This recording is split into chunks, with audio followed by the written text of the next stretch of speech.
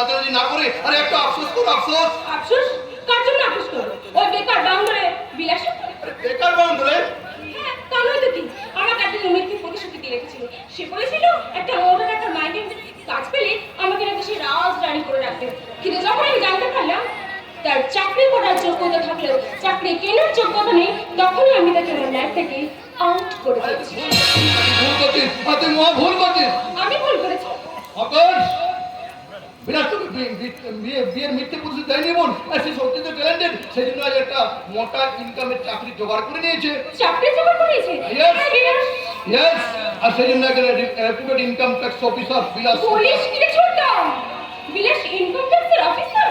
Yes, আর সেই জন্য তো বলছি রে বোন, তুই ওর সামনে গিয়ে হাত জোড় করে ক্ষমা চেয়ে নিয়ে আর তোর লাইফের সাথে ওর লাইফটা তুই অ্যাড করে নে। ইম্পসিবল। একবার আমি তাকে ইউজ করে রাস্তায় ফেলে দিই, তা কি বুঝলে? কিছুই বুঝতে পারলাম না। নামে বেনামে যে সম্পত্তি নেটওয়ার্ক আমি চারদিকে ছড়িয়ে দিয়েছি, তা যে কোনো সময় আমি ইনকাম ট্যাক্সের নজরে পড়ে যেতে পারে। হাতের মুঠোয় আমাদের ইনকাম ট্যাক্স সব থেকে রাখা খুব দরকার। বেশ তো, কিছু একটা ঘুষ দিই, বিলাসকে তুমি হাতের মুঠোয় আরে ঘুষ দিয়ে সবাইকে ঘুষ করা যায় না সিস্টার। তাই আমি চাই যা তোর বিনিময়ে ওই বিলাসকে কিনে নিতে ভালোবাসে আবাদ করে দে। ইম্পসিবল। আমি শানিকে ভালোবাসি, কোনো কিছুর বিনিময়ে শানির বদলে আমি বিলাসকে বিয়ে করতে পারবো না। আরে বাবা ভালো করে জড়িয়ে ধর, আই মিন আসতে মিশতে, বুঝলি? আরে কি বুঝলে? হেয়ালি না করে স্পষ্ট করে কথা বল। মানে বলছিলাম তুই যেমন শানির সাথে প্রেম করছিস করে যা, আর সেটা বিলাসকে তো বিয়ে করে দে। তোমার কি মাথা খারাপ হয়ে গেছে নাকি? আমি যদি বিলাসকে বিয়ে করি, শানি কি আমার সাথে প্রেম করবে না? আরে করবে, সিস্টার করবে। আজকালকার ছেলেরা ওই আনমেরিড মেয়েদের চেয়ে ওই মেরিড মেয়েদের সাথে প্রেম করতে বেশি পছন্দ করে, কারণ আনমেরিড মেয়েদের কোনো রিস্ক থাকে না, বুঝলে? শুনটা যারা তার মনটাকে বেশি ব্যাপার করে, তো রূপ যৌবনটাকে নয়। তাই বলছি ওই আর কোনো রিস্ক থাকে না। শুনটা আর লজ্জাকর কোনো কিছু নেই বন্ডি আমার কথা তুই মন দিয়ে শোন। আর লাইফটাকে ফুললি এনজয় করতে তুই এনজয় করতে তুই নিজেকে ভুলে যা, আর তুই দু নৌকায় পা দিয়ে ব্যালেন্স করে চল, ব্যালেন্স। চমৎকার চমৎকার। আধুনিক যুগের আধুনিক দাদা নিজের স্বার্থ সিদ্ধির জন্য নিজের এই আধুনিক মনটাকে কি বেবিচারি জঘন্য শিক্ষা দিচ্ছে, তা আপনারা নিজের চোখে দেখুন। ওই অশ্লীলতার সাগর বেবিচারি দু নৌকা পাড়াকে জীবনের পথ চলা যায় না বাবলি। একদিন পা পিছলে পড়বে, আর সেই দিন তোমার পরিণতি হবে ওই কামদুনি কলেজ ছাত্রীর মতো অতি ভয়ঙ্কর। ফালতু লেকচার না দিয়ে বলুন আপনি জামিন পেলেন কি করেন? জামিনের জোরে, কারণ তোমাদের ওই মিথ্যে সাজানোর কেস আদালতের কাছে আমার পরিষ্কার হয়ে গেছি, আর সেই জন্য আদালত আমাকে জামিনে মুক্তি দিয়ে দিয়েছে। মুক্তি পেয়েছে তো এখানে কিছু করতে আসছে। এসেছি মারতে। আমি নিজের বাঁচার জন্য আমি একটু পিছপা হব না, তাই আমি সমস্ত হিসেব এখানে বুঝে দিতে এসেছি। আমার শিউলি, আই মিন তোমাদের দিদি আত্মহত্যা করলো, মানে তোমরা তাকে হত্যা করতে বাধ্য করে সেই দোষে আমাকে দোষী জানালো। আজ আমি এই ব্যাপারে কোনো প্রতিবাদ করবো না, যা করার ওই আদালতে করবে। কিন্তু আমি চাই আমার শিউলি যে গয়নাগুলো তোমরা বন্ধক দিয়েছো ওগুলো আমাকে দাও। ওই গয়না এখন আমার, ওই গয়না আমি পরবো না, আমার শিউলির স্মৃতিগুলো এমনি ভাবে আমি নষ্ট হতে দেবো না। আমি যে শিউলিকে বড্ড ভালোবাসতাম, তাই তো তার পছন্দের মতো আমি একটা করে গয়না করে দিয়েছিলাম। আই আমার শিউলি না থাকলেও তার স্মৃতিগুলো আমি আঁকড়ে ধরে বাঁচিয়ে থাকতে চাই। তাই বলি না, আমার শিউলির গয়নাগুলো তোমরা ফেরত দাও। বললাম তো, ওই গয়না আপনি ফিরে পাবেন না। ওই গয়না আমার, ওই গয়না এখন থেকে আমি পরবো।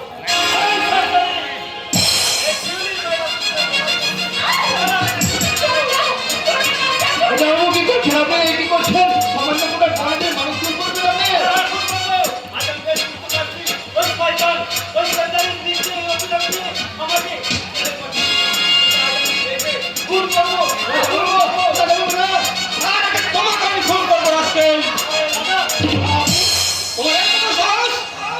আমারই বাড়িতে ঢুকে আমারই বোনকে খুনে হুমকি দাও। দাদা তোমাকে আমি কথা শুনুন, দাদা কথা শুনুন।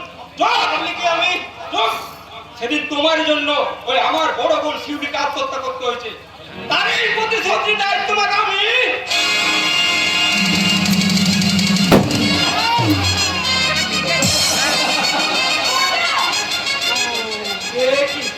আমি মানুষ খুন করে ফেললাম।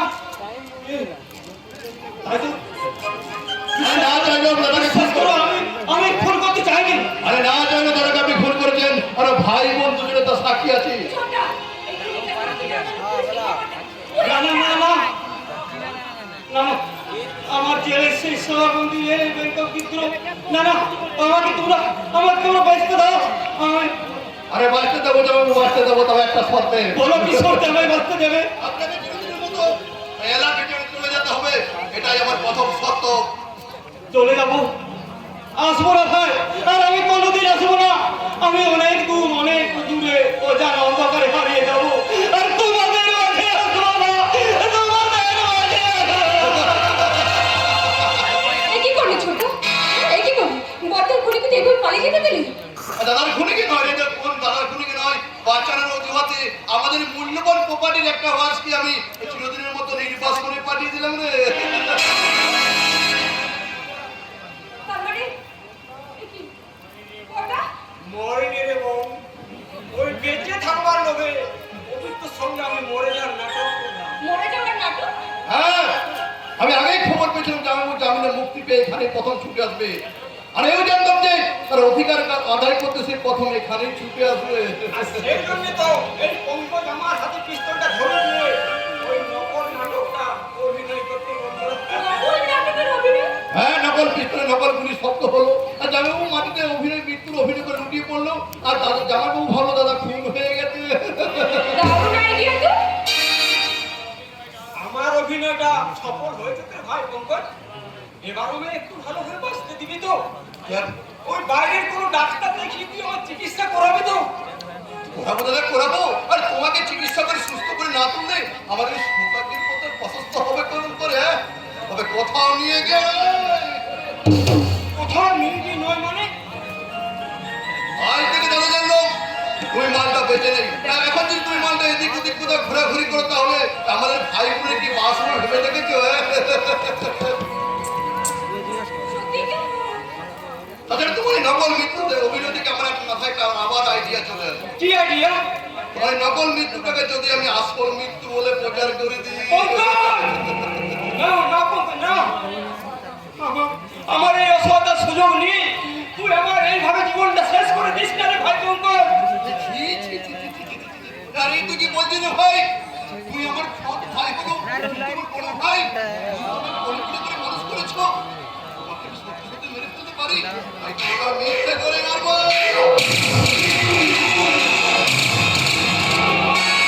কি করে মানে? মানে প্রচার করে দেবো তুমি মারা গেছো।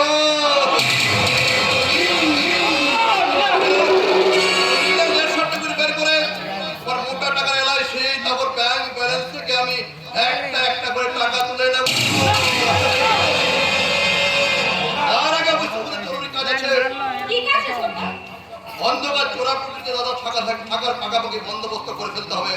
পঙ্কজ, বাড়ির মানুষ তো দূরের কথা, এটা কাক পক্ষী করে দাদার মুখটা দেখতে না পায়। তুই এইভাবে আমাকে চোরা কুঠিরে বন্দি করে রাখিস না, তো আমি আজকে বড় অসুস্থ রে ভাই। কিন্তু আমার বিশ্বাস, আমি একটুখানি চিকিৎসার সুযোগ পেলে আমি আবার আগের মতো সুস্থ হয়ে যাব, আমি আবার বিজনেস দেখাশোনা করতে পারবো। আরে সেই জন্য তো তোমাকে পঙ্গু করে আমি এখানে ফেলে রাখতে চাই দাদা। আর সম্পত্তির পুরো ভাগটাই আমি আর ছোটটা ভোগ করব। আর ওর পক্ষে নিয়ে তুই আমার সর্বনাশ করতে চাইছিস? কিন্তু তোদের এই অসৎ উদ্দেশ্য আমি সফলতা দেব না। পাড়া প্রতিবেশী সবাইকে চিৎকার করে জানিয়ে দেবো যে তোরা আমায় মিথ্যে করে মেরে ফেলেছিস এবং আমার সম্পত্তি আত্মসাৎ করতে চাইছিস।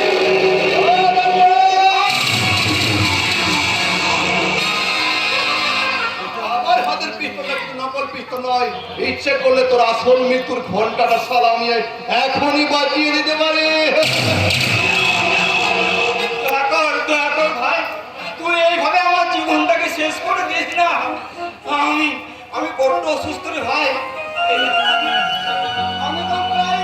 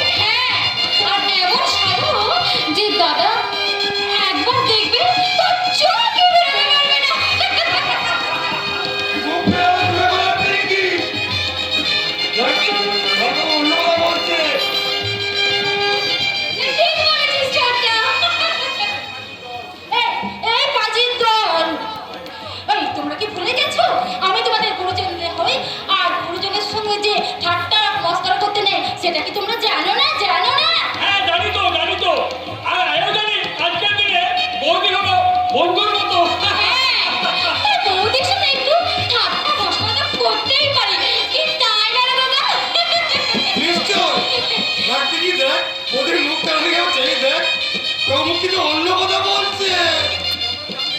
যতই আমরা জানালেন থেকে লুকিয়ে রাখার চেষ্টা করবে না কেন, তোর মুখ কিন্তু অন্য কথা বলছে।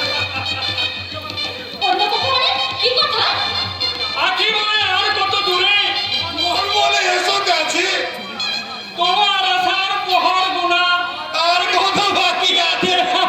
বাকি নেই, আর বাকি নেই, বউদের প্রহর না আর বাকি নেই। আর কিছুক্ষণ পরে বড়দা আসবে আর এই দেশে দেখে একবারে ভিড়ে গিয়ে যাবে। আর কি ভাববে? আর ভাববে কি ভাববে? আর এই প্রিয় তোমার কি অনুপমার সাজ। তারপর আবেগ ঘন করবে, সামনে সামনে গিয়ে বলবে, কেমন আছো লক্ষ্মী? আর আমাদের লক্ষ্মী মোদী লজ্জা একদিকে সরে গিয়ে বলবে, এতদিনে বুঝি তোমার আসার সময় হলো, যাও আমি তোমার সাথে কথাই বলবো না, যাও। বউটা তখন বৌদির ছাপিয়ে পড়ে তাকে এই নয় জড়ানো করবে। তোমার সমস্ত রাগ অভিমান ভুলে দিয়ে তোমার একবার সব চাপ আমি এক নিমেষেই শেষ করবো। এই থামো, থামো, থামো, এই কি করছো, কি করছো? কি হচ্ছে? বাড়িতে কিন্তু বাবা মা দুজনেই আছেন। জানি তো জানি, বাবাও জানেন আমরা এই ঘরে আছি। আমরা দুজন যতক্ষণ এই ঘরে থাকবো ততক্ষণ এই ঘরে কেউ আসবে না। এই দুষ্টু পাঁচের দল। তাহলে লুকিয়ে লুকিয়ে আমাদের ঘরে আড়ি পাতা হয়, তাই না? আড়ি পাতা হয়। লক্ষ্মী মোদী লাগছে, ছাড়ো ছাড়ো। না, আজ আমি কিছুতেই ছাড়বো না। তোমাদের দুজনের কান আমি টেনে ছিঁড়ে দেবো। ঠিক আছে? তোহার মোদী লক্ষ্মীটি ছাড়ো মোদের গান। কারে সাজা দিচ্ছ, কারে কিসের অভিমান? তারও উপর অনেক অভিমান। তোহার মোদী লক্ষ্মীটি ছাড়ো মোদের গান। আচ্ছা আচ্ছা খবর হয়েছে। আচ্ছা তোমাদের আজকে কি হয়েছে বলো তো? তোমরা এমন রুটি করছো কেন? কি হয়েছে বলো? আনন্দ বলতে আনন্দে অনানন্দের এই বাড়িতে কোনো আনন্দ উৎসব হয়নি। এই ভোটার চাকরি পাওয়ায় সেভাবে মেয়েরা চাকরি পাওয়ার আনন্দটা সেভাবে সেলিব্রেশন করা হয়নি। তার মেয়েটাই আইডিয়া দেয়, তোমার বিবাহ বছর দিনটাকে একটা দারুণ সেলিব্রেশন করতে চাই। কিন্তু মোদীরা আর কোনো কিন্তু নয়। আজকের দিনে তোমরা অন্তত আমাদের একটু স্বাধীনতা দাও। বেশ বেশ বেশ, একটু নয়, ঠিক আছে। আমি আজ তোমাদেরকে পূর্ণ স্বাধীনতা দিলাম। কেমন পূর্ণ স্বাধীনতা দিলাম?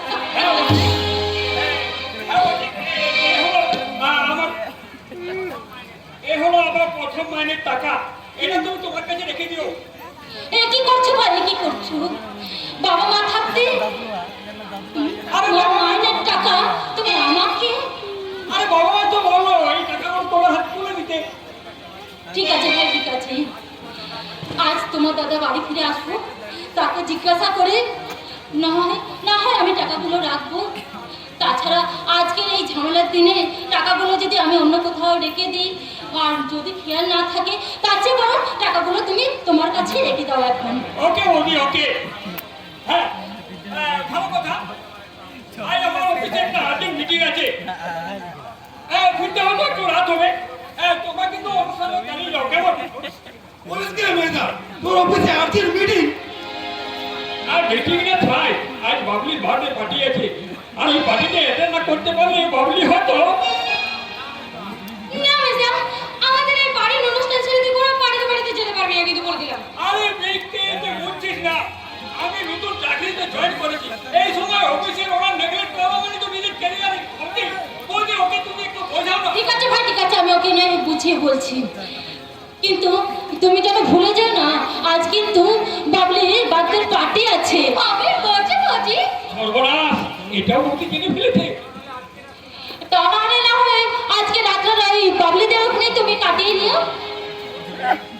হ্যাঁ ওদি, তুমি কি বলছো ওদি? কিন্তু ওই বড় লোকেরা আসলে ভাবলে কি এবারে বউ হয়ে মেনে নেবে?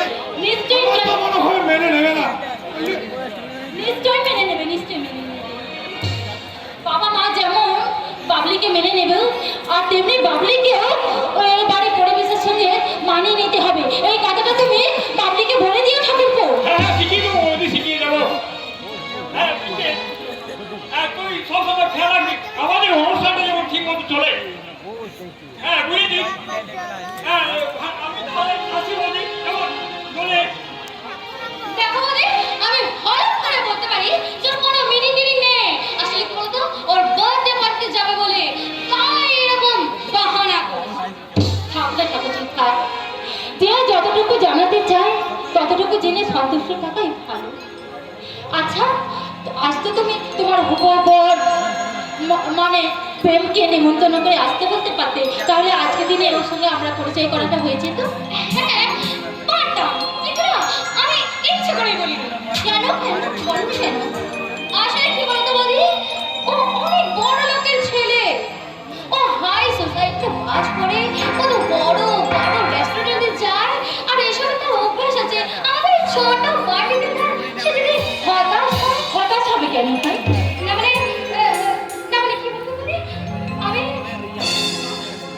আমি আমি ওকে না অনেক মিথ্যে করে অনেক বড় বড় কথা বলেছি। আমার দাদা অনেক বড় চাকরি করে, আমার দাদার অনেক সম্পত্তি ঠাকুরজি। হ্যাঁ ওই বড় লোকের ছেলে প্রেমকে আমার প্রেমের ফাঁদে ফেলতে সত্যি যে আমাকে মিথ্যেটাই বেশি করতে হচ্ছে। মিথ্যে দিয়ে কখনো সত্যকে জয় করা যায় না ঠাকুরজি, জয় করা যায় না। তার জন্য চাই নিষ্ঠার, একাগ্রতা আর সাধনা। আর সেই সাধনায় আমি সিদ্ধি লাভ করতে পেরেছি বলেই তো আমার মনের ভালোবাসা মানুষটাকে আজও আমি আমার বুকে আটকে রাখতে পারি।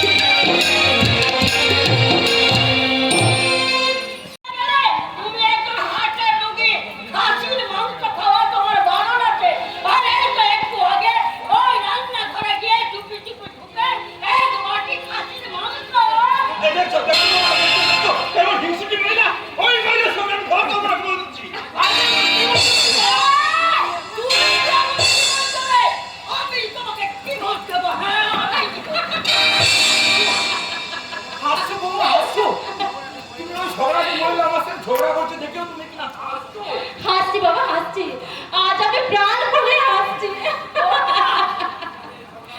আপনাদের এই ঝগড়ার মধ্যে লুকিয়ে আছে দুজনের প্রতি গভীর ভালোবাসা। আর সেটা আর কেউ না বুঝলো আমি না খুব ভালো করে বুঝি। আর এও বুঝি আপনারা দুজনে না একে অপরকে না দেখে থাকতেও পারেন না, আবার ঝগড়া না করেও থাকতে পারেন না। কি মা, আমি ঠিক বলিনি? বাবা, আমি ঠিক বলিনি?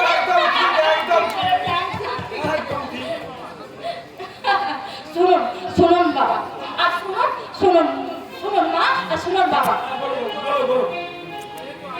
যে হোক তো আজকে একটা বাড়িতে অনুষ্ঠান আছে, আর সেই হিসেবে আজকে আমি আপনাদের দুজনকে কোনো শাসন করব না।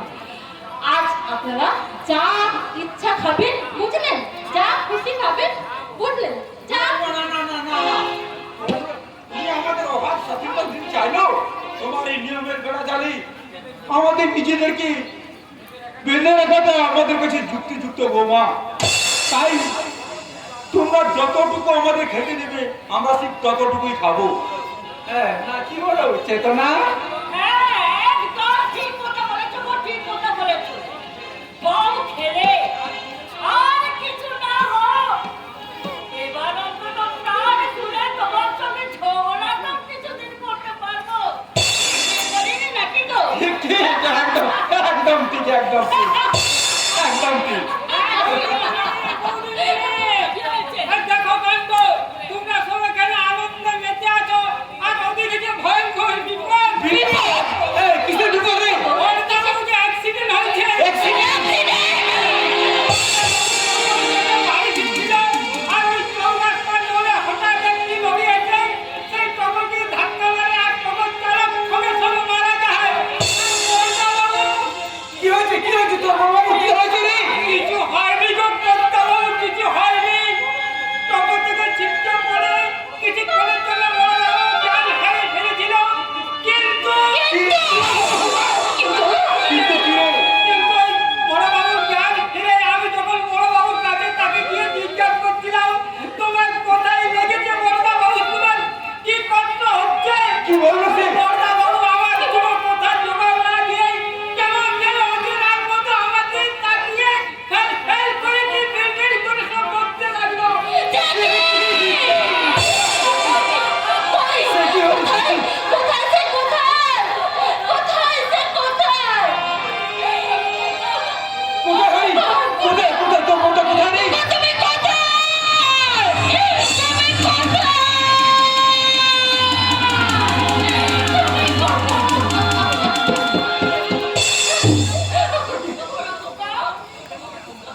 তুই কেমন আছিস রে খোকা, তুই কেমন আছিস? তোর কোথায় লেগেছিলি? কোথায় লেগেছে গো তোমার, কোথায় লেগেছে? এই কি কপাল ফেটেছে তোমার, রক্ত ঝরছে গো, তোমার রক্ত ঝরছে। Stop it, please stop it. কে আপনারা? আমি তো আপনাদের কাউকে চিনতে পারছি না, তাহলে কেন আপনারা আমাকে নিয়ে এত তোলা হয়ে উঠছেন? কে আপনারা? চিনতে পারছিস না বাবা, চিনতে পারছিস না? ভালো করে চেয়ে দেখ, ভালো করে চেয়ে দেখ, আমি যে তোর বাবা রে। বাবা? হ্যাঁ বাবা।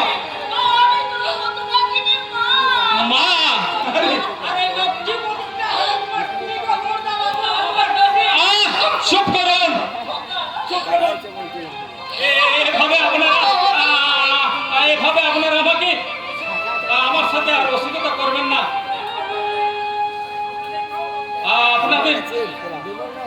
আপনাদের কাউকে আমি জানি না, চিনি না, আর চিনতেও পারছি না। আমি চিনতে পারছি না। না। তুই আমাকে চিনিস রে বাবা, তুই আমাকে চিনতে পারছিস না।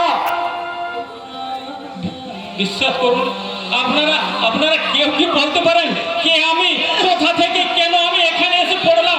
আপনারা আমায় বলুন না, প্লিজ আপনারা আমায় বলুন না, আপনারা আমায় বলুন না। আমি কষ্ট পাবো না? আরে ও নময়, সেটা তোকে খুশি করে দিন, এত কিছু আয়োজন, আর তুই যদি এভাবে কষ্ট পাস তাহলে এতগুলো খরচ করে চলে যাবে রে বোন। ছোটটা আর নো প্রবলেম, সানিয়ার ক্লাব যদি ফটোতে আসে, ফটোতে পার্টি শুরু হবে ওকে। ছোটটা, এই ছোটটা, জানিস শানি না আজ আমাকে হিরের আংটি গিফট করবে। আর বিলাস নিজে একটা গিফট হয়ে তোর জীবনে আসতে চলেছে, তার মানে? তুই ভুলে যাচ্ছিস না সিস্টার? তার মানে মানে আমি যাই তোর আর বিলাসের ব্যাপার, বিয়ের ব্যাপারটা আজই। না ছোটা, বিলাসের সাথে আমার বিয়ের ব্যাপারটা আমি একটু দেখতে থাকতে চাই। আপনার ঘুরতে যতই দূর কাছে উঠুক না কেন, লাটাইটা কিন্তু আমার হাতে, বুঝলি? আরে কি বুঝলি? ছোটা, ভাব, তুই আরো ভাব, বেশি করে ভাব। আমি তো তখন গেস্টদের একটু সামনে রাখি, কেমন? Bye bye bye. ছোটা ঠিক কি বলতে চাইলো? আমি কি শানিকে বাদ দিয়ে বিলাসকে, না না, শানি আমাকে বিলাসের থেকে বেশি খুশি করবে, তাই শানিকে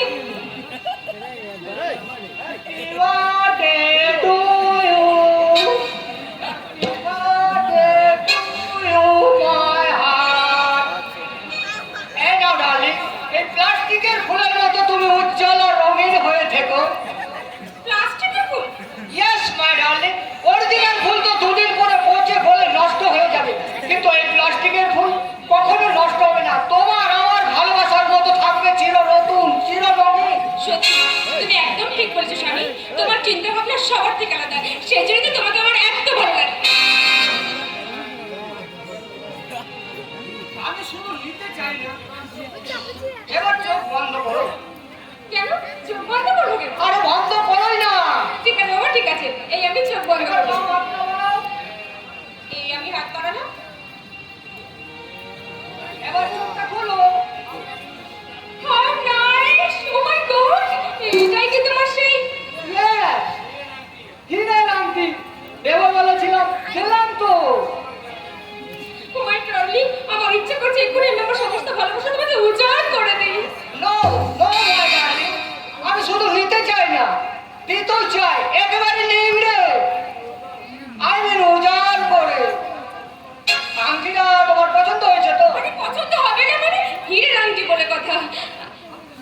আমি তো স্বপ্নেও ভাবতে পারছি না যে তোমার থেকে আমি এরকম একটা গিফট পাবো। শুধু হীরের আংটি কি রানী, তুমি চাইলে আমি তোমাকে সারা শরীরকে হিরে দিয়ে মুড়ে দিতে পারি। হংকংয়ে আমাদের হীরের বিজনেস। আরে কোথায় কোথায় তো আমি একদম ভুলে গেছি, আমাকে তো এখন সিঙ্গাপুরে যেতে হবে। সিঙ্গাপুর? আর বলো না, ড্যাডি এই লন্ডন থেকে ফোন করে বললো সিঙ্গাপুরে নাকি ওই বিজনেস পার্টনারদের নিয়ে একটা আর্জেন্ট মিটিং আছে। ড্যাডি ওখানে বিজি থাকায় সিঙ্গাপুরে আমি নিজে তোমার জন্য একটা 7 স্টার হোটেলে এমন একটা পার্টি দেবো যে কেউ কখনো কল্পনাও করতে পারবে না। সানি?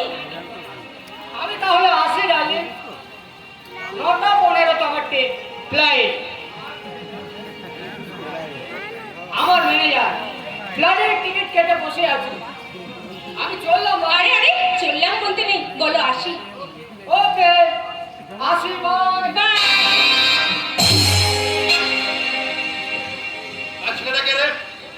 ও, আরে ওই তো আমার স্বামী। আর তোর স্বামী? হ্যাঁ, আর একটু আগে এলে ওর সাথে তোর পরিচয় করে দিতাম। এই ছোটটা, জানিস ওর আজকে সিঙ্গাপুরে মিটিং আছে। সিঙ্গাপুর? হ্যাঁ, সিঙ্গাপুর। দেখ দেখ, এই দেখ, শানি না আমাকে একটা হিরের আংটি দিয়েছে। এ বলে এটা হিরে আংটি, এটা 50 টাকার অর্ডিনারি সিটি গোল্ডের আংটি। City gold? তোর নিশ্চয় কিছু ভুল হচ্ছে ছোটটা, ভালো করে দেখ না, এটা হিরের আংটি। আর যেটা তুই হিরে ভাবছিস সেটার কাজের টুকরো। তুই ভালো করে দেখ না, তুই হিরে চিনতে নিশ্চয়ই ভুল করছিস। আরে সিস্টার, অনেক সময় আমাদের হিরে নিয়ে নাড়াচাড়া করতে হয়, তা হিরে চিনতে হবে, কোনো ভুল হয় না।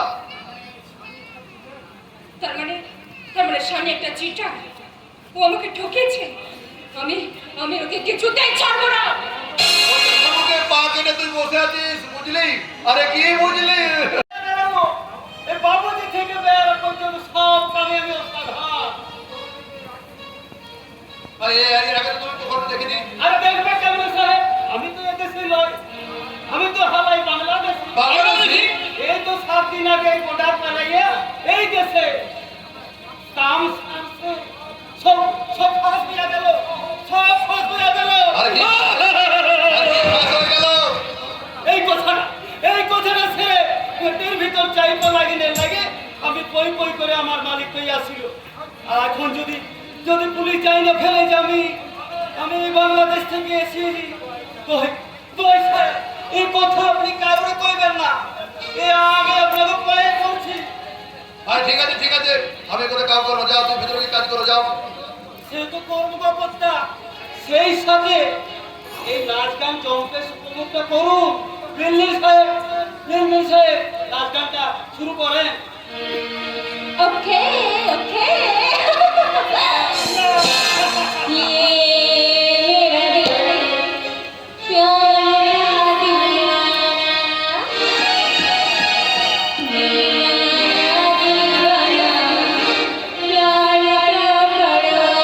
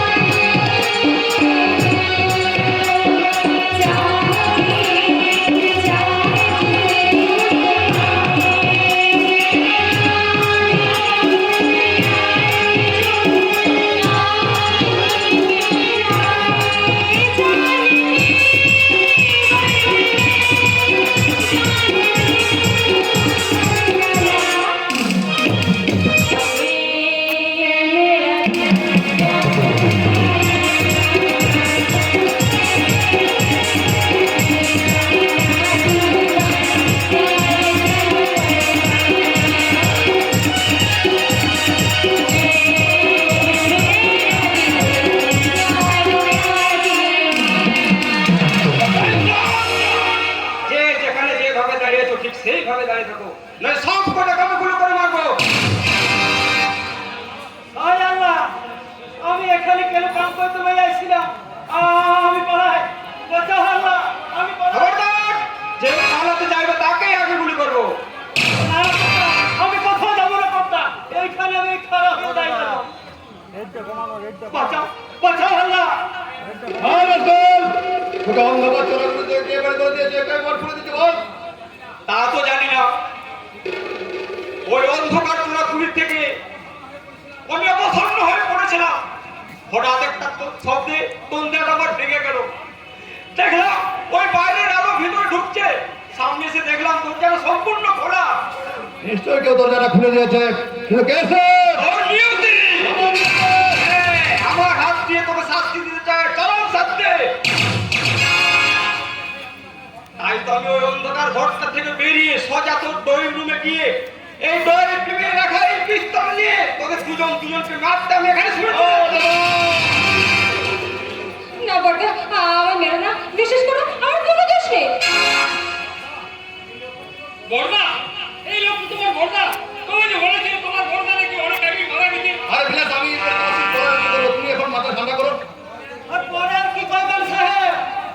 আমাকে তো মনে হইতাছে ও একটা মোরা মানুষ, আর মোরা জ্যান্ত হয়ে আপনার আট মোটটা চাইতাছে। হ্যাঁ শয়তান, ছুরি সাক্ষী মাতাল হয়ে তাই ধোকা। সবার আগে আমি তোমাকে গুলি মারবো। আচ্ছা,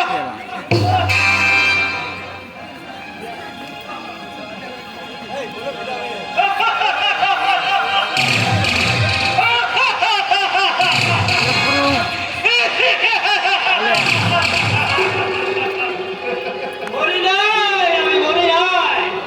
আমি বাইচা গেছি, আল্লাহ আমারে বাইচা দিয়েছে। ও কান্দু গুলি চালালাম, অথচ মানুষটা আরে মারবে কেমন করে? তুমি যে আসল পিস্তলটা ছেড়ে নকল পিস্তলটা তুমি নিয়েছো দাদা। নকল পিস্তল। Yes, নকল পিস্তল। তার মানে যে পিস্তলটা দিয়ে একদিন আমি নকল অভিনয় করে ওই পবিত্রকে দেশ ছাড়তে বাধ্য করেছিলাম। Yes, সেই পিস্তল। ও, এই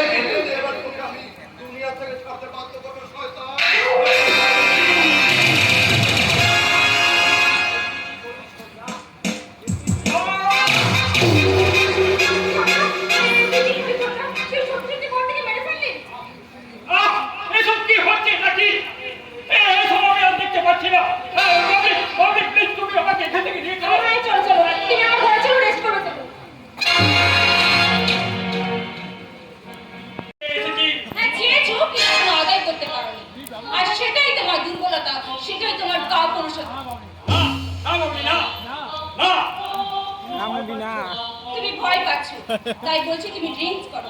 ড্রিঙ্কস করলে তুমি সাহস পাবে। এই নাও ধরো।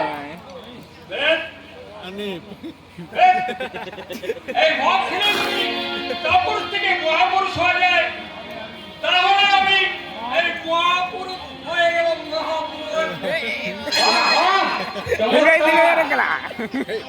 সারা দুনিয়ার সমস্ত গৃহবধূ যখন তাদের মদ্যপ স্বামীর হাত থেকে মদের বোতল কেড়ে নিয়ে একটা সুস্থ মানুষ বানাতে চাইছে, আর এই তথাকথিত ভক্ত সমাজের এক অত্যাধুনিক গৃহবধূ তার স্বামীর হাতে মদের বোতল তুলে দিয়ে গরমিনীর হাসি হাসছে। গোড্ডা, তুমি না অজ্ঞান হয়ে পড়েছিলে? অজ্ঞান কি বলছো বাবলি? আমি তো শুনেছিলাম তোমার বড়দা নাকি অনেক আগেই মারা গেছে, এবং মারা গিয়ে ভূত হয়ে গেছে। ইনি কি তার প্রেতাত্মা? তুমি ঠিক বলেছো ভাইয়া, আমি একটা প্রেতাত্মা, আমি মরে ভূত হয়ে গেছি। কিন্তু তোমরা কেন তোমাদের বিবেক মনুষ্যত্বকে একটু একটু করে মেরে ফেলছো? বিবেক মনুষ্যত্ব? হ্যাঁ, তা যদি থাকতো তাহলে তোমাদের নিজেদের ঘর সংসার থাকতে অন্যের সংসার করে আছো কেন? ওই বরগাছার মধ্যে পড়ে আছো কেন? বরগাছা বলছেন কেন দাদা? বরগাছা বলছেন কেন? আমি তো এই বাড়িতে বেশ জামাই আদরে আছি, এতদিন ভালো মন্দ খাচ্ছিলাম, এবার থেকে শুধু মদ খেয়ে মৌজ মস্তি করবো। মৌজ মস্তি। ফেরা ফেরা বাবলি ফেরা। ওই হিরে টুকরো ছেলেটাকে কাটিয়ে টুকরো বানিয়ে ওই রাস্তায় ছুড়ে ফেলে দিস না, আমি কিন্তু সারা জীবন পস্তাবি। কি বলতে চাইছো? ওহে বোন, ওই বাঙালি মেয়েদের কাছে স্বামী হলো দেবতা, আর সেই স্বামীর ঘর হলো স্বর্গ। আর সেই স্বর্গ ছেড়ে এই নরকে তুই কেন পড়ে আছিস? হ্যাঁ, গতিদিনী। বিয়ে হওয়া মেয়েদের কাছে এই শ্বশুর বাড়ি হইল নরকরল হোম। কি বললে? ওই পঙ্কজ নিজের সাথে তোকে ব্যবহার করলো, তোর মনটা যে এখনো ভালো হতে চায় রে বোন। চুপ করো তোমরা। তোমরা মিথ্যে কথা বলে আমাকে দুর্বল করে দিতে চাইছো। মিথ্যে নয় গতিদিনী, মিথ্যে নয়। আমি তো যে তোমার চোখের ভাষা পড়তে পারি। তুমি সত্যিকারে বল দেখি, তোমার ওই দুইটা চোখ একটা সুন্দর সাজানো সংসার দেখে নাই? যে সংসারে প্যারালাইসিস রোগী সেজে নিজের ভাগ্যের সাথে প্রতারণা করে এসেছে। কিন্তু তুমি তো একটা নিজের প্যারালাইসিস রোগী রে ভাই। আর তোমার প্যারালাইটিস হয়ে পড়েছে। তোমার বিবেক মনুষ্যত্ব আর একটা প্যারালাইটিস। আর তুমি হঠাৎ শুদ্ধ ভাষায় কথা বলছো কি করে? কে তুমি? তুমি বলো, সত্যি করে বলো তুমি কে? দেখো আমি কে, তাহলে দেখো।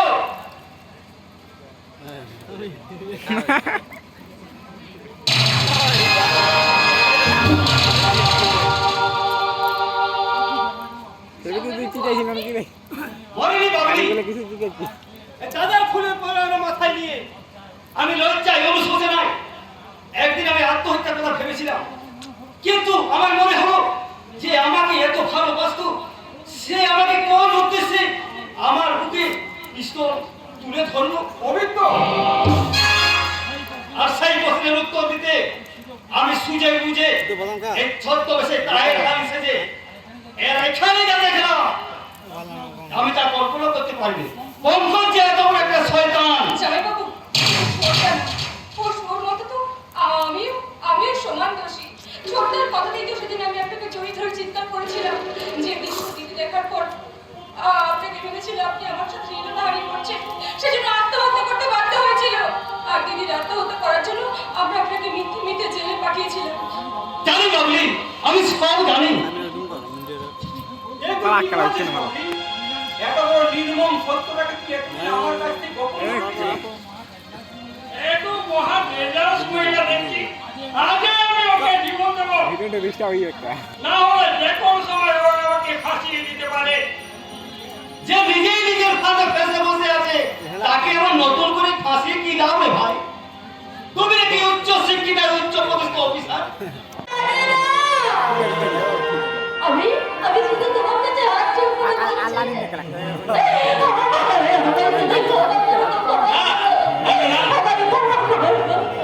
না, ক্ষমা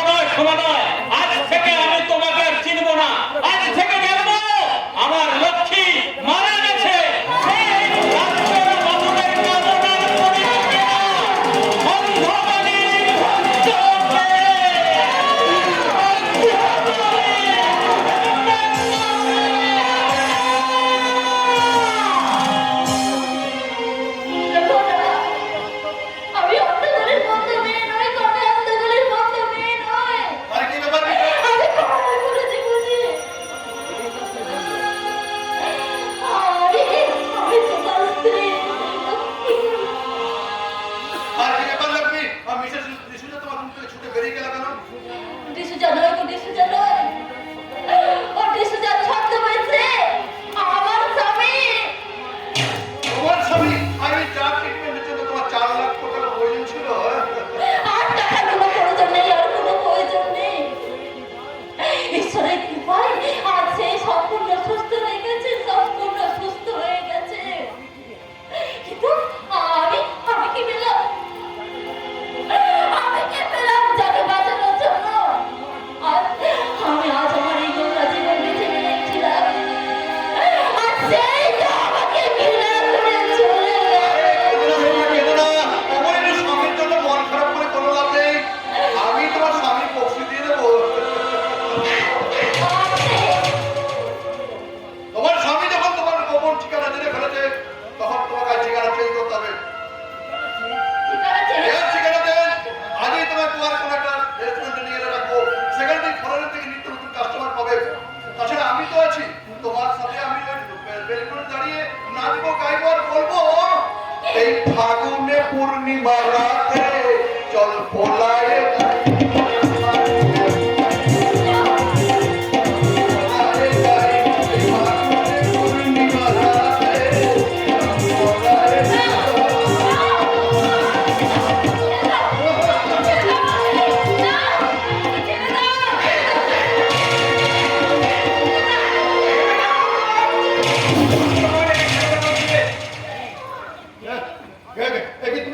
তুমি এখানে করো আর সত্য না আমি পঙ্গু নই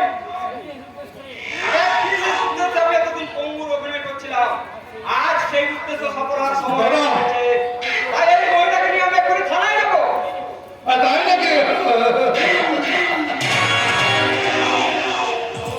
তোমার অভিনয় দেখে আমি খুব ভালো ছিলাম আজ তোমাকে আমি জীবন থেকে সরে দেবো শয়তান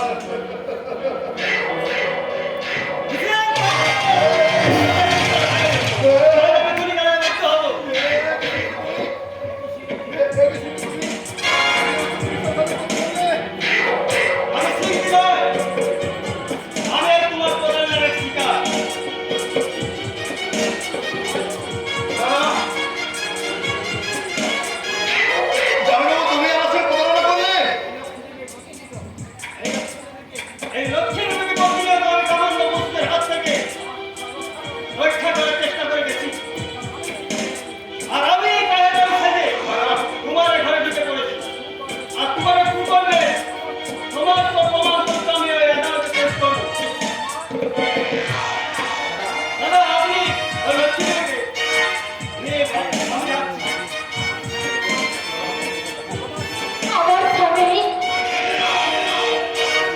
আমার কাছ থেকে মুখ ফিরিয়ে নিয়ে সে চলে গেছে হয়তো সে আমাকে গ্রহণ করবে না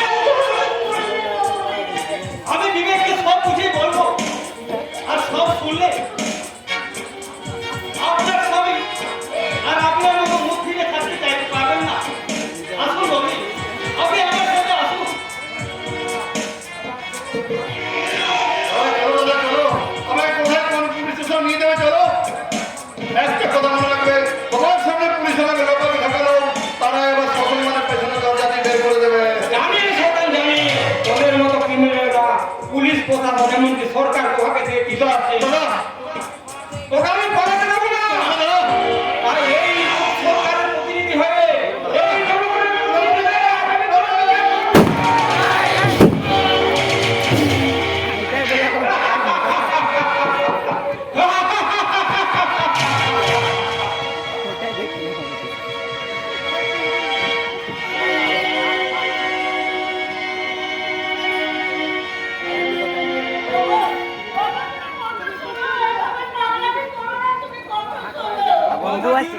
কথা দিও না আমাকে যেতে দাও আমি নিজে গিয়ে বিবেককে খুঁজে আনবো আপনি আমার কোথায় খুঁজতে যাবেন ছোট দাদা বাবু খুঁজতে গিয়েছে বলতে কি হয়তো ছোট দাদা বাবু বড় দাদা বাবুকে খুঁজে এনে বলবে কি বলবে পাইনি জেলা অতেলা বহু জায়গায় খোঁজ করো দাদার কোনো খবর আমি পাইনি তাহলে কি জল জীবন্ত ছেলেটা হাসপাতাল থেকে হারিয়ে গেল জানি না সেদিন অ্যাক্সিডেন্টে বড় জীবনে সাপে প্রহার হয়েছে, মাথায় প্রচন্ড আঘাত লাগায়, মাথায় প্রচন্ড আঘাত বড় সিঁড়ি ফিরে এসেছে। বারবার বড়টা বৌদি করে জিজ্ঞেস করছিল, তখন আমি বললাম বৌদি চাকরি করতে গেছে। কথাটা শুনে বড়টা কি বললো, কি বললো তুমি, কি বললো রে? একদম নিশ্চুপ হয়ে গেল। তারপর আমি বোটা জন্য একটু চা আনতে গেলাম, এসে দেখি বোটা বেঁধে নেই। তাহলে কি বিলাসের মতো বিবেক আমার জীবন থেকে হারিয়ে গেল? হারিয়ে যায়নি বাবা। ভাগ্যের বিপর্যয়ে কয়েকটা দিন আমি তোমাদের কাছ থেকে দূরে সরে গেল।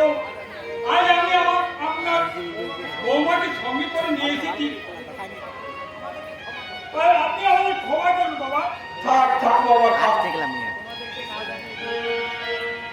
তোমাদেরকে না জানিয়ে বিয়ে করেছি বলে তোমরা কষ্ট আছে বাবা। কষ্ট কিসের রে বাবা, কষ্ট কিসের? আজকের দিনে কজন ছেলেরাই যে মা বাবা সুখে ভাঙে।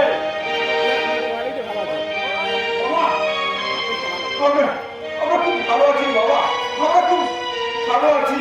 মা, আপনি বুঝি আমার উপর রাগ করেছেন? না, রাগ করবো কেন বৌমা, রাগ করবো কেন?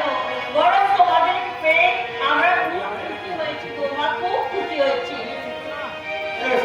শোনো, এত দুঃখের মাঝেও আজ আমি একটু শান্তির আশ্বাস খুঁজে পেয়েছি। আমার মনে হচ্ছে আজকাল এবারে এই সংসারে একটা সুখের বাতাস বইবে। সুখের বাতাস বইবার আগে তোমাদেরকে কুলোর বাতাস দিয়ে বাড়ি থেকে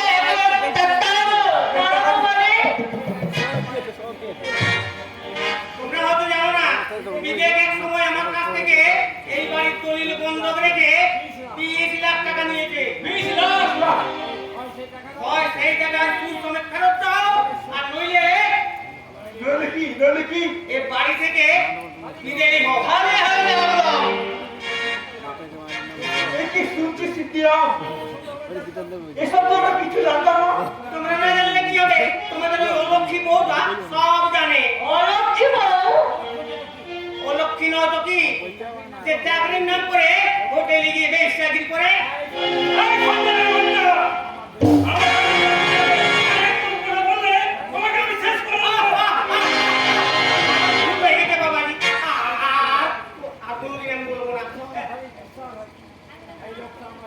এই লোকটা আমার ছোট ছোট 2 নম্বরই কাটতে করছে। ও নিশ্চয়ই সব মিথ্যে কথা বলছে। না, মিথ্যে বলবো কেন? তোমরা কি আমার পথ? তোমার মধ্যে কি আর সত্যিটা বার করতে হয়? আরে বাবা,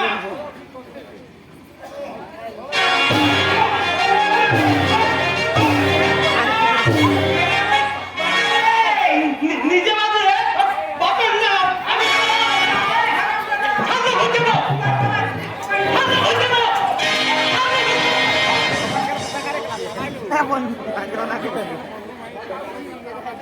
বাঁচাও কলকাতা, আমায় বাঁচাও। আমি স্বীকার করছি, আমি শুধু মিথ্যে বলেছিলাম। তাহলে সত্যিটা কি? লক্ষ্মী বৌমার গয়না বিক্রি করে যখন বিবেক বাবাজির চাকরি পাওয়ার টাকা তুলনি, তখন বিবেক বাবাজি আমার কাছ থেকে এই বাড়ির দলিল জমা রেখে 6 লাখ টাকা ধার নিয়েছিল। 6 লাখ টাকা? সুদ না দাও ক্ষতি নেই, কিন্তু আমার ওই আসল 6 লাখ টাকাটা আমার ফেরত দেবার ব্যবস্থা করো, নইলে আমি ধনে প্রাণে মারা যাবো। ওহো গেল রে, অমুকটা বলাই গেল। সিদ্ধিরাম সেরকম ছাড়ে কিসের ইঙ্গিত দিয়ে গেল গো? চাকরির নাম করে আমার বৌমা ও মিথ্যে বলেছে, চেতনা, ও মিথ্যে বলেছে। আমার সুতিরক্ষী বৌমা যাই করুক না কেন এমন কিছু নোংরা কাজ করতে পারে না যে যার জন্য আমাদের সরকার বাড়ির মান সম্মান পথের ধুলোয় মিশে যায়। বাবা পেরেছে। দাদা, বিবেক, তুই ফিরে এসেছিস বাবা, তুই ফিরে এসেছিস। আমাদের সবাইকে তুই চিনতে পারছিস তো রে বাবা? হ্যাঁ বাবা, আজ আমি তোমাদের সবাইকে চিনতে পারছি, কিন্তু আমি আমাদের সেই দিনের সেই লোকটিকে আমি কিছুতেই চিনতে পারছি না। চিনতে পারছিস না? কেমন করে চিনবো বাবা?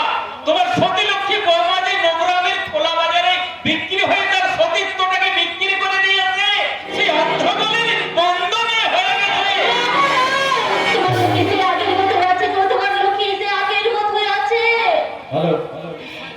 তাহলে তাহলে তোমার শরীরে এমন ললক কি সাজ কেন বৌমা? তুমি কি এমন চাকরি করো যে তোমাকে মোহিনীর সাথে সাজতে হয়? আরে লজ্জা বিক্রির বিজ্ঞাপন লাগানোর পোশাকটা দেখে বুঝতে পারছো না মা যে ওর চাকরি না হলো দেহ বিক্রির চাকরি। না, ছি ছি ছি ছি ছি ছি ছি ছি। তোমারই রোজগারের টাকায় আমাদের খেয়ে পরে বাঁচতে হয়েছি। এই যে যদি আমাদের মৃত্যু হতো তাহলে সেই মৃত্যুটা হতো অনেক গৌরবের। বাবা, এমন কথা বলবেন না বাবা। এমন কথা বলবেন না। কি চুপ চুপ, আর তুই আমার বাবা বলে ডাকবি না। শুধু শুধু তুই আমার বাবা বলে ডাকবি না। আজ থেকে আমি ডাকবো, আজ থেকে জানলো আমার।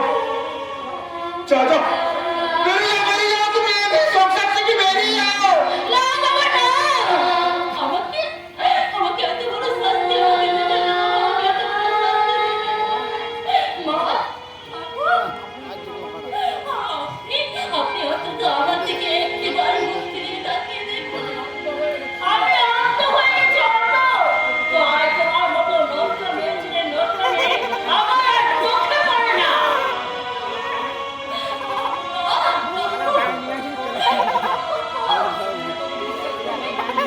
তুমি অন্তত বিশ্বাস করো না, তুমি অন্তত বিশ্বাস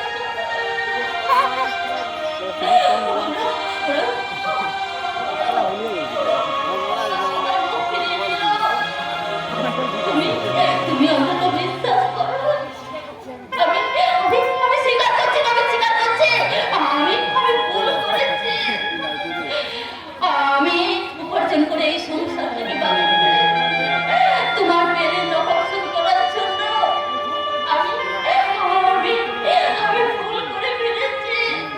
তুমি আমাকে ক্ষমা করো। না না না না, তোমার কোনো ক্ষমা নেই। যে নিজের স্বামীকে পণ্য সাজিয়ে অন্যকে বিক্রি করে নিজের স্বামীকে ধোঁকা দেয় তাকে ক্ষমা নয়, তাকে শুধু ঘৃণা করা যায়।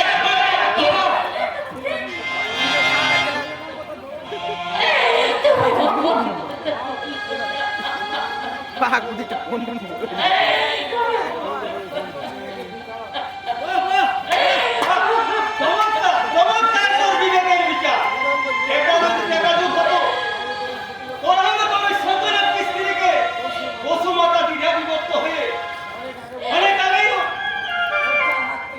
এই লজ্জার হাত থেকে মুক্তি দিত।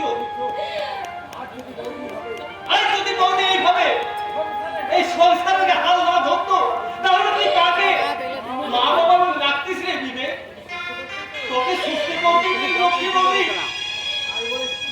তাই বলে স্ত্রীর ইজ্জত বিক্রির টাকায় ভুল রে বিবেক, কোনো বিবেক ভুল।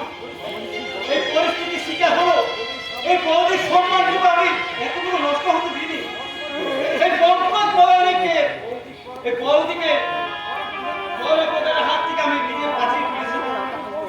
আমি কোষ করে তাকে ওই ঘুমের ওষুধ মেশানো মদ খাইয়ে আমি তাকে রক্ষা করে গেছি। এই ভগবানের দিব্যি খেয়ে বলছি এই লক্ষ্যবতী অসতী নয়। এ আমি কি করেছি? এই সংসারটাকে বাঁচানোর জন্য এত কষ্ট করেছি, কিনা আমি ভুল করেছি, আমি ভুল করেছি, আমি ভুল করেছি। তাই তো আমাদের এই বৌমার কাছে ক্ষমা চাওয়া উচিত করো। ক্ষমা চাওয়া উচিত। হ্যাঁ, চলে না।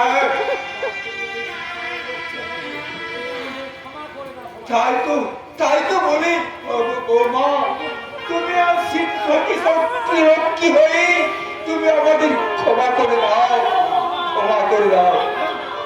না, আপনাদের এই সকল এই সুখের সংসারে আমার মতো অসতী অলক্ষীর মেয়ে যে প্রবেশ করা সাজে না তো মা, সাজে না। তাই তো এই অভাগিনী লক্ষ্মী তার সত্যি সত্যি সতীত্ব হারিয়ে আজ হয়ে গেল অন্ধকারের